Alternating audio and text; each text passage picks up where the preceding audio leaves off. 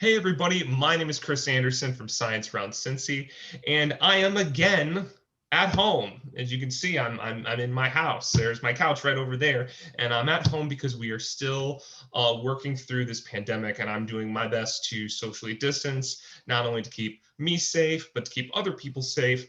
And today we get a chance to talk with Dr. Andy Beck, who has been working on a project that looks at how COVID affects different folks in the community. So, Andy, thanks for joining me. It's really great to have you and get a chance to chat a little bit. It's great to be here, and it's great to be here also from one of our bedrooms. So I'm also at work today here in one of our bedrooms. Yes, I mean, it's has it been hard, like the routine of life to just be mostly at home and not feel like every day is just like, oh, I get up and then I do this and I do the same thing over and over and over again? I will say that it takes getting used to. I'm sure that many of our listeners feel the exact same way. Yeah. Today, I have been working from home, have had lots of meetings just this way. And I've had my two kids they are at school in the rooms next door to me. So it's been an interesting thing to get used to that, hopefully we won't have to stay used to for too long. That's right. Yeah, one of the things I know I'm very much looking forward to is less screen time. Like, this is great, and we're great we get a chance to talk, but I'm sure you and your kids and everybody else out there is ready to just like take a break to get disconnected for a little bit. I would agree. Absolutely. So let's talk a little bit about the project you've been working on. So you've been working on looking at how COVID has affected different communities in and around Cincinnati. That's right? Yeah, so we've been doing really since March or April when we really got into this, when we really started this. We've focused a lot of attention on understanding where COVID is within our community and how it is affecting different people and different neighborhoods in different ways. And when we're thinking about that, we're thinking about it both from like a medical standpoint. So how is it affecting people and their need to go to the hospital or to get treatment, but also all the other ramifications of all the things that we're doing right now and how that's affecting different people, different populations, different neighborhoods in different ways too. Do people have enough food to eat? Do people have challenges because their jobs look different? Do they have internet or computers to be able to do the things like we're doing now? Those are all other types of things that we've tried to think about as we've looked at and tracked the realities of COVID-19 across our city over the last several months. So in looking at, I guess maybe we can start from like a geography perspective. Where around our region has COVID hit the hardest, and do we know why that is? Well, so it's a good question, and I'd say it's a question that has been answered differently over time. So when we saw what COVID-19 was doing early on, I'm talking last spring, March, April, May, it was hitting certain areas of our city really hard. And there were certain neighborhoods and communities, particularly in some of Cincinnati city neighborhoods, that were seeing a lot of cases and a lot of people getting sick. More recently, we've been seeing it a bit more widespread.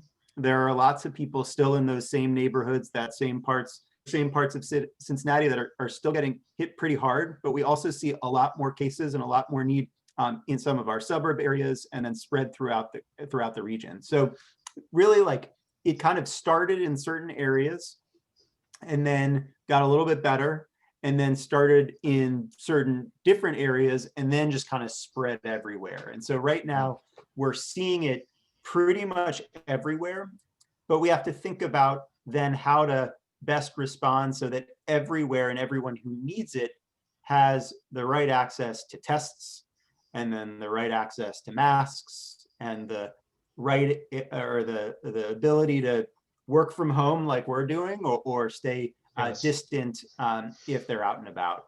So the geography has changed a little bit over time, but some of the needs to think geographically still remain. So I guess, is there a reason why has spread more to the communities kind of on the outside of the city center now as opposed to 8 months ago? It's a good question. I think we don't know exactly. We have some theories and we have some thoughts.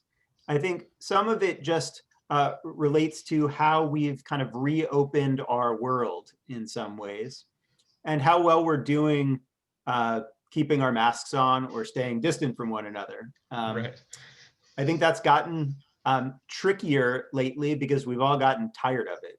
I don't think I've met anyone who likes wearing a mask or likes going to school online or working online or working in a random bedroom in my house.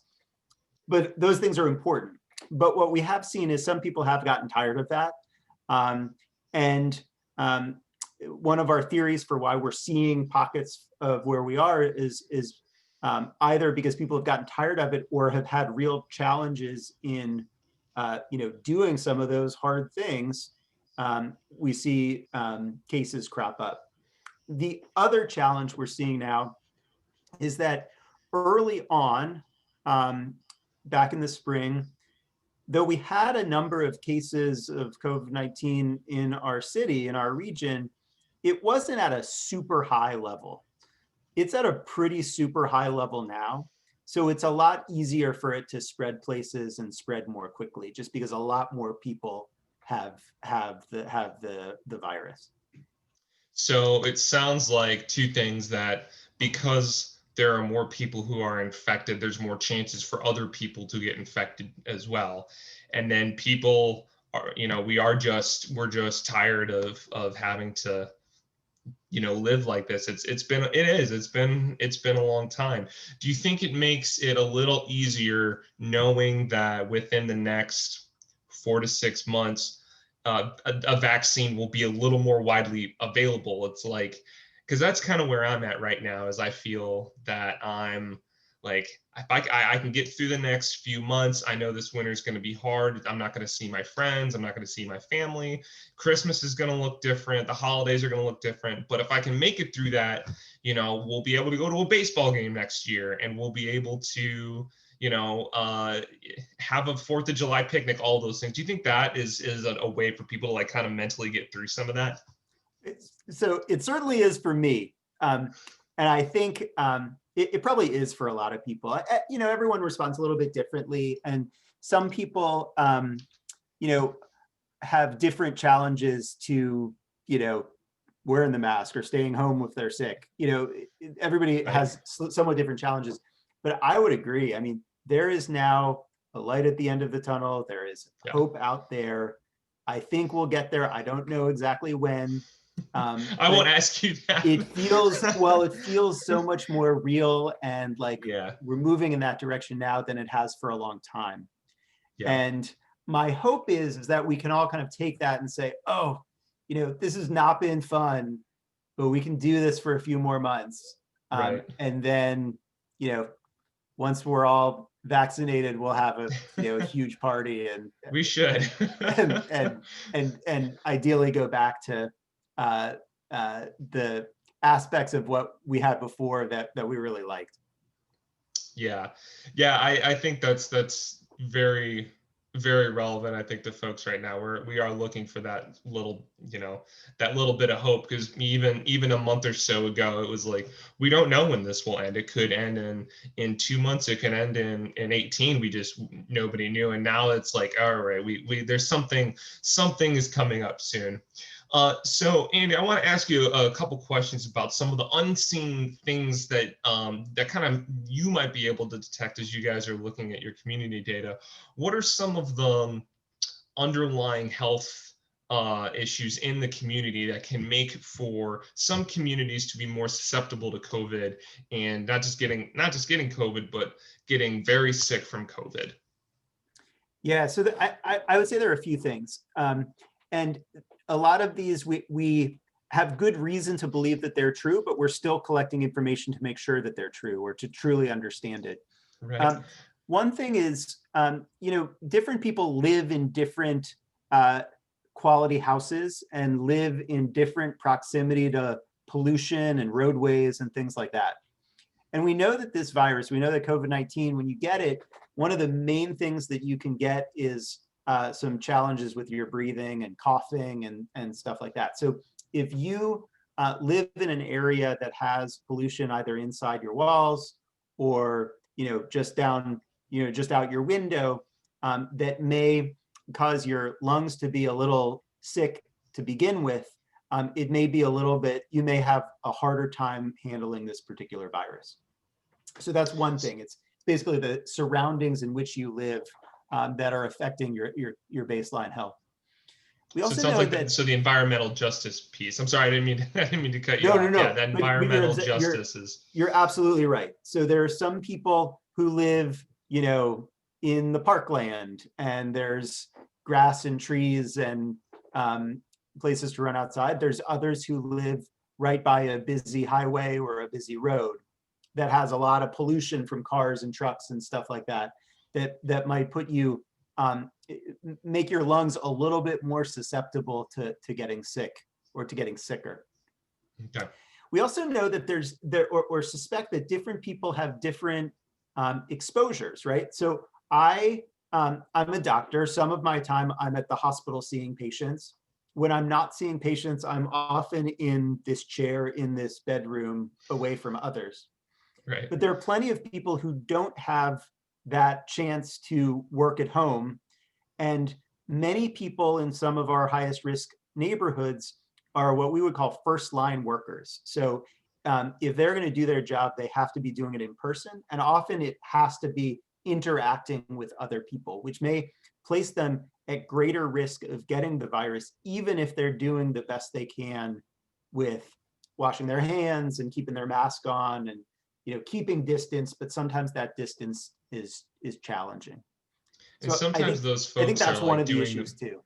Yeah, and sometimes those folks are really doing some of the most important jobs out there, like folks working in grocery stores, making sure that everyone's had all the food stores are stocked. I think of the garbage and recycling folks who you can't do that remotely. You have to be out in the community, and you just there's no substitution for that. And you're absolutely right. Yeah, that's right.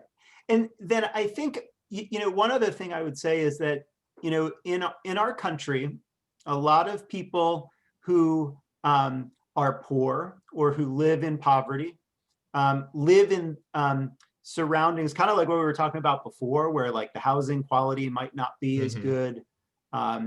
They may have challenges putting food on the table. They may have challenges with work flexibility, kind of like what we were talking about before. And what we know in this country is that when you experience those challenges, it can really affect your health. And so if you have some of those challenges to begin with, and then a virus comes around the block, you may be at a higher risk for getting it because your body's already trying to fight off some challenges that the environment has placed on it. So what are some other barriers then? I know not every community in America has a very trusting relationship with with public health. Do you guys see barriers with that when you guys are out in the community? Do you feel like there's some trust issues there? I think that is such an important issue. If any of you think about what makes a relationship work, why are you friends with someone? Why it's trust. Why do you love your parents or siblings? Key of that is trust. Oh yeah. Yeah, when I was a classroom teacher, that was the number one thing. That trust was sacred. The kids had to trust me to do what I said. And if I said there was a quiz on Friday, there was a quiz on Friday. If I said, this is your first consequence, this is going to be your second, that trust is so, sacred it's everything. It's everything. So I got to imagine it's the same thing in public health. Oh, I think it is. And I'll say a couple things. So first off, there are certain populations in our country who have reason, given history in this country, who have reason to have less than the most trusting relationship with people in healthcare or in public health. If you look at people who are Black or who are African American, and if you look back over our history over the last several decades and couple centuries, there are things you will find that would make good reasons why there may be limited trust in the current system. And so I think that can be really challenging when we have a challenge like this. I think it also speaks to the importance both now in the midst of this pandemic, as well as when this pandemic resolves and in everything else we want to do. We need to build that trust back up and pursue a relationship built on trust that's for the right reasons.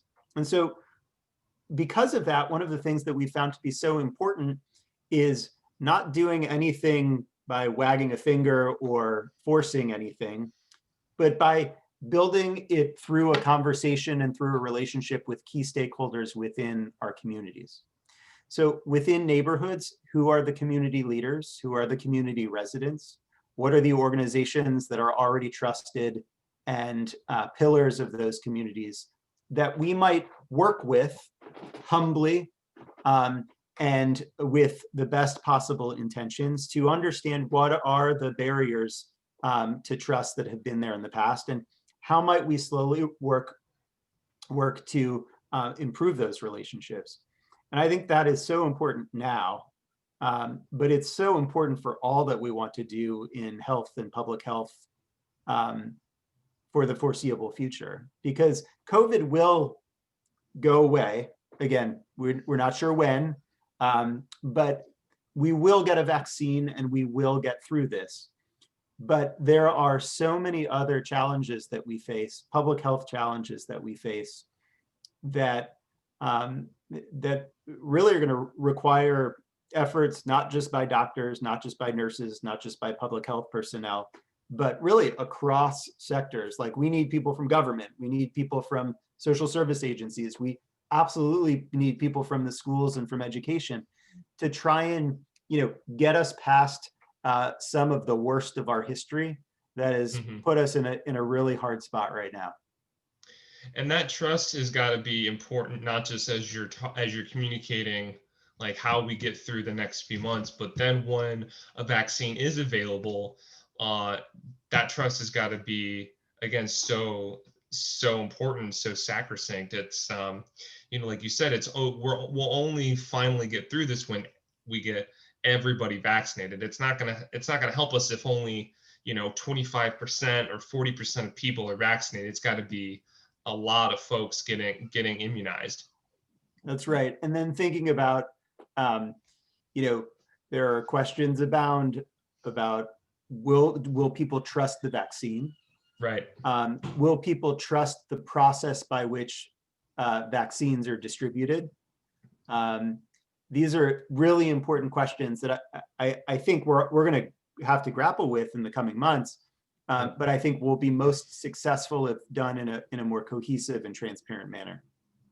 Yeah, and that is going to be important, and I think it's going to be important for folks to know too. Just once you're immunized, that doesn't mean you don't get to wear a mask anymore. Like, you can still get infected and pass that on. And I think that's going to be like the most important thing, is like, we still got to think about not just yourself, but like everybody else. And because you don't know who you're going to pass it on to if you are infected, even if you do have a vaccine and you're not going to get sick. So I'm sorry, Andy, go ahead. Well, I just think it's such a good point, like, that I hope many of our listeners understand that the mask, take the mask. Masks are no fun, right? No one likes to wear a mask. No. But why do we wear a mask? Yes, we wear a mask to prevent us from breathing in germs that somebody else might pass on to us.